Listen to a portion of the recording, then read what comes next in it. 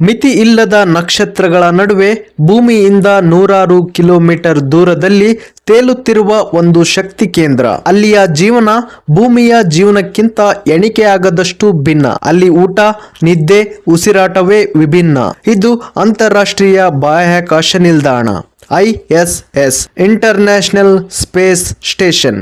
ಸ್ನೇಹಿತರೆ, ಅಂತಾರಾಷ್ಟ್ರೀಯ ಬಾಹ್ಯಾಕಾಶ ನಿಲ್ದಾಣ ಇದು ಭೂಮಿಯಿಂದ ಸುಮಾರು 400 ಕಿಲೋಮೀಟರ್ ಎತ್ತರದಲ್ಲಿ ತೇಲುತ್ತಿರುವ ಒಂದು ಬೃಹತ್ ಲ್ಯಾಬ್.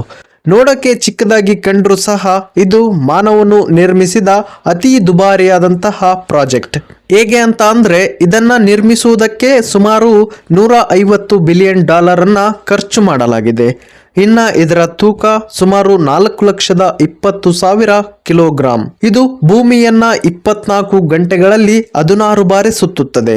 ಈ ISS ನಲ್ಲಿ ವಿಜ್ಞಾನಿಗಳು, ಗಗನಯಾತ್ರಿಗಳು ಸಾಕಷ್ಟು ತಿಂಗಳುಗಳ ಕಾಲ ಇದರಲ್ಲಿ ಇದ್ದು ಪ್ರಪಂಚದ ಭವಿಷ್ಯ ಬದಲಾಯಿಸೋ ಪ್ರಯೋಗಗಳನ್ನ ಮಾಡ್ತಿರ್ತಾರೆ. ಸ್ನೇಹಿತರೆ, ಹಾಗಾದ್ರೆ ಈ ಒಂದು ISS ನಲ್ಲಿ ಗ್ರಾವಿಟಿ ಪವರ್ ಹೇಗಿರುತ್ತೆ, ಗಗನ ಯಾತ್ರಿಗಳ ಜೀವನ ಹೇಗಿರುತ್ತೆ, ಅಲ್ಲಿ ಅವರು ಏನು ಕೆಲಸ ಮಾಡ್ತಾರೆ, ಯಾಕೆ ಕೆಲಸ ಮಾಡ್ತಾರೆ, ಅಲ್ಲಿರುವ ಇತ್ತೀಚೆಗಿನ ಭಾರತೀಯ ಹೆಜ್ಜೆಗಳ ಬಗ್ಗೆ ಈ ಒಂದು ವಿಡಿಯೋದಲ್ಲಿ ತಿಳಿದುಕೊಳ್ಳೋಣ. ವಿಡಿಯೋ ಆರಂಭಿಸುವುದಕ್ಕೂ ಮುಂಚೆ ವಿಡಿಯೋಗೆ ಒಂದು ಲೈಕ್ ಮಾಡಿ, ಹಾಗೆ ನಮ್ಮ ಚಾನಲ್ ಅನ್ನ ಸಬ್ಸ್ಕ್ರೈಬ್ ಮಾಡಿಕೊಂಡು ನೋಟಿಫಿಕೇಶನ್ ಆನ್ ಮಾಡಿಕೊಳ್ಳಿ. ಸ್ನೇಹಿತರೆ, ಇಂಟರ್ನ್ಯಾಷನಲ್ ಸ್ಪೇಸ್ ಸ್ಟೇಷನ್ 1998ರಲ್ಲಿ ಆರಂಭವಾದ ಈ ISS ಅನ್ನ America, Russia, Europe, Japan, Canada ಈ 5 ರಾಷ್ಟ್ರಗಳ ಸಹಕಾರದಿಂದ ನಿರ್ಮಿಸಿದ್ದಾರೆ. ಇದು ಒಂದು ತೇಲುತ್ತಿರುವ ಲ್ಯಾಬ್ ಅಂತಾನೆ ಹೇಳ್ಬೋದು.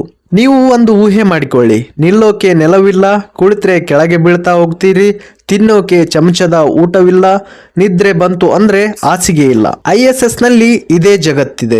Zero gravity zone. ಅಲ್ಲಿ ನಿಲ್ಲೋದು ಇಲ್ಲ, ಕುಳಿತುಕೊಂಡು ತಿನ್ನೋದು ಇಲ್ಲ, ಎಲ್ಲ ತೇಲುತ್ತಿರುತ್ತದೆ. ಗುರುತ್ವಾಕರ್ಷಣೆ ಇಲ್ಲದ ಕಾರಣ ಅಲ್ಲಿ ಗಗನಯಾತ್ರಿಗಳು ಓಡಾಡೋದು, ನಡೆದಾಡೋದು ಎಲ್ಲ ತೇಲಿಕೊಂಡೆ. ಕೈ ಕಾಲುಗಳಿಂದ ವಸ್ತುಗಳನ್ನ ಹಿಡಿದುಕೊಂಡು ತಮಗೆ ತಾವೇ ಮುಂದಕ್ಕೆ ಪುಷ್ ಮಾಡಿಕೊಂಡು ಓಡಾಡ್ತಾ ಇರ್ತಾರೆ. ನಿದ್ರೆ ಸಮಯದಲ್ಲಿಯೂ ಕೂಡ ತೇಲುತ್ತಾ ಇರ್ತಾರೆ. ತೇಲುವ ಬ್ಯಾಗ್ ನಲ್ಲಿಯೇ ಅವರು ಮಲಗಿಕೊಳ್ತಾರೆ.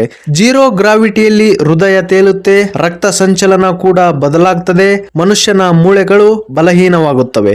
ಹೀಗಾಗಿ ಗಗನಯಾತ್ರಿಗಳು ಅವರು ಮಾಡುವಂತಹ ವ್ಯಾಯಾಮ, ಪ್ರೋಟೀನ್ ಆಹಾರ, ದಿನಚರಿ ಎಲ್ಲವೂ ಕೂಡ ವೈಜ್ಞಾನಿಕವಾಗಿರುತ್ತದೆ.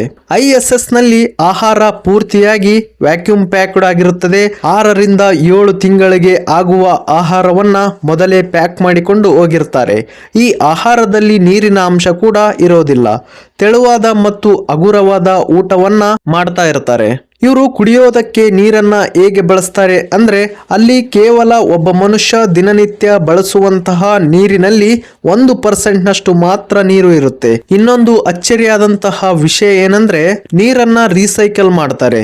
ಮನುಷ್ಯನ ವೇಸ್ಟೇಜ್ ಅನ್ನ ಶುದ್ಧಗೊಳಿಸಿ ಮತ್ತೆ ನೀರಾಗಿ ಮಾಡಿ ಬಳಸುತ್ತಾರೆ. ಆಮ್ಲಜನಕ ಬೇರ್ಪಡಿಸುವ ಯಂತ್ರ ಎಲೆಕ್ಟ್ರೋಲಿಸಿಸ್ ಜೊತೆಗೆ ರಷ್ಯಾ ಹಾಗೂ ನಾಸಾ ನೀಡುವ ಆಮ್ಲಜನಕ ಟ್ಯಾಂಕುಗಳ ಸಹಾಯದಿಂದ ಇವರಿಗೆ ಆಮ್ಲಜನಕ ಸಿಗ್ತಾ ಇರುತ್ತೆ. ಗಗನಯಾನಿಗಳಿಗೆ ಅಲ್ಲಿ ಎಲ್ಲಾ ರೀತಿಯ ಸೌಲಭ್ಯವೂ ಇರುತ್ತೆ. ಇವರಿಗೆ ಯಾವುದೇ ಕೊರತೆ ಇರಲ್ಲ. ಊಟ, ನೀರು, ಗಾಳಿ ಜೊತೆಗೆ ಎಂಟರ್ಟೈನ್ಮೆಂಟ್, ವ್ಯಾಯಾಮ ಎಲ್ಲಾ ರೀತಿಯ ಸೌಲಭ್ಯಗಳು ಈ ಒಂದು ಕ್ಯಾಪ್ಸಲ್ ನಲ್ಲಿ ಇರ್ತವೆ. ಸ್ನೇಹಿತರೆ, ನಿಮ್ಗೆ ಒಂದು ಪ್ರಶ್ನೆ ಮೂಡಬಹುದು, ಇಷ್ಟೆಲ್ಲ ಯಾಕೆ ಮಾಡ್ತಾರೆ ಅಂತ.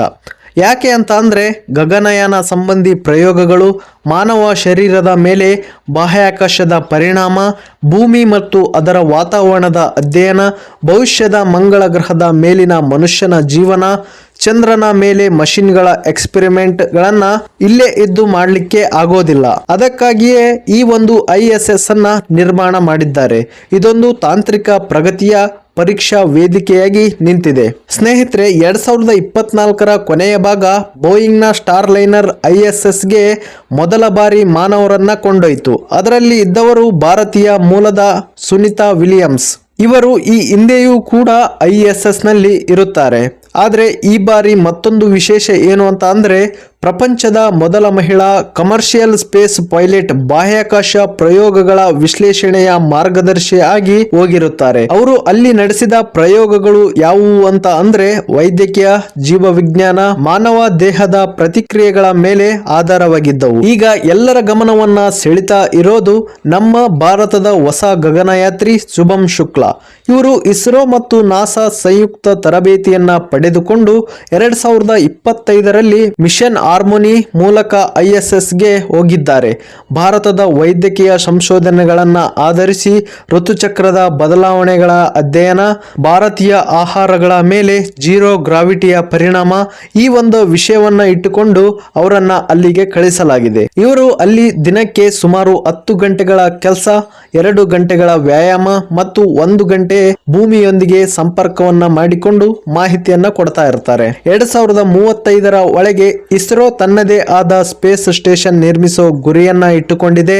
ಅದರೊಂದಿಗೆ ಗಗನಯಾನ ಮಿಷನ್ ಮುಂದಿನ ಹಂತಗಳಲ್ಲಿ ಹೆಚ್ಚು ಭಾರತೀಯರು ಅಂತರಿಕ್ಷದಲ್ಲಿ ಹೆಜ್ಜೆಯನ್ನ ಇಡಲಿದ್ದಾರೆ. ISS ಇದು ಕೇವಲ ವಿಜ್ಞಾನಿಗಳ ಸಾಧನೆ ಅಲ್ಲ, ಇದು ಮಾನವ ಇಚ್ಛಾಶಕ್ತಿಯ, ಜಾಣ್ಮೆಯ ಹಾಗೂ ಭೂಮಿಯಲ್ಲೇ ಸೃಷ್ಟಿಯಾದ ಅಂತರಿಕ್ಷದ ಕನಸುಗಳ ವಾಸ್ತವ ರೂಪ. ISS ಎಂಬ ಈ ತೇಲುವ ಪ್ಲಾಟ್ಫಾರ್ಮ್ನಲ್ಲಿ ನಡೆಯುವ ಪ್ರತಿಯೊಂದು ಸದ್ದು ನಾಳೆಯ ಭವಿಷ್ಯಕ್ಕೆ ಮೂಲದಾರಿ. ಭಾರತ ಕೂಡ ಮುಂದಿನ ದಿನಗಳಲ್ಲಿ ಅಂತರಿಕ್ಷವನ್ನ ರೂಪಿಸೋ ಭರವಸೆಯಲ್ಲಿದೆ. ಸ್ನೇಹಿತರೆ, ಈವರೆಗೆ ನೀಡಿದಂತಹ ಮಾಹಿತಿ ನಿಮಗೆ ಖಂಡಿತ ಇಷ್ಟವಾಯಿತು ಅಂದುಕೊಂಡಿದ್ದೇನೆ. ಮತ್ತಷ್ಟು ಮಾಹಿತಿಗಳೊಂದಿಗೆ ಮುಂದಿನ ವಿಡಿಯೋದಲ್ಲಿ ಸಿಗೋಣ. ಧನ್ಯವಾದಗಳು.